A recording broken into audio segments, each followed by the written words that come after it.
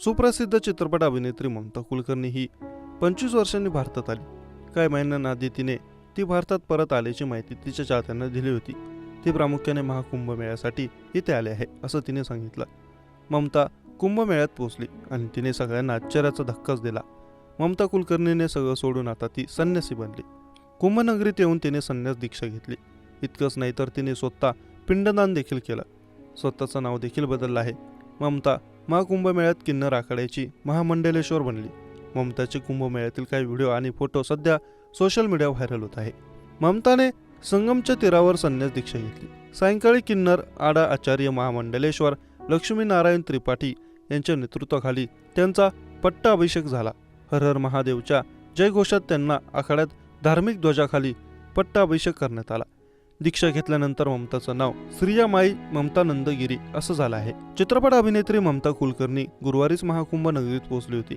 ममता कुलकर्णी शुक्रवारी सकाळी sector 16 संगमलोर road येथे असलेल्या किन्नर आखाड्याच्या शिबिरात पोहोचली.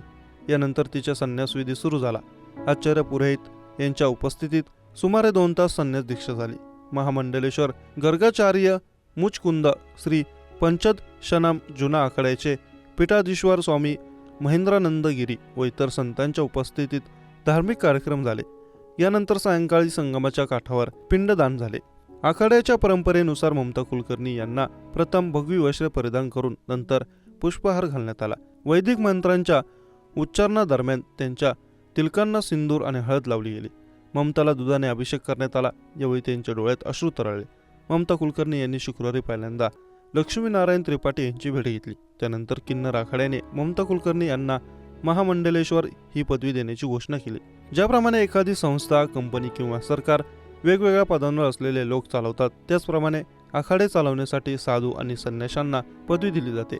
यापैकी सर्वात मोठे स्थान शंकराचार्यांचे आहे आणि दुसरे सर्वात मोठे स्थान महामंडलेश्वराचे आहे. महामंडलेश्वर होण्यासाठी सर्वप्रथम माणसाला स्वतःचे पिंडदान करावे लागते आणि त्यानंतर त्याच्या पट्टा अभिषेक केला जातो. ममता महामंडलेश्वर होण्यासाठी ममता कुलकर्णीने संगमाच्या त्रिवेणीत पवित्र स्नान केले आणि त्यानंतर पिंडदान करून ममता कुलकर्णी ही ओळख कायमची सोडली.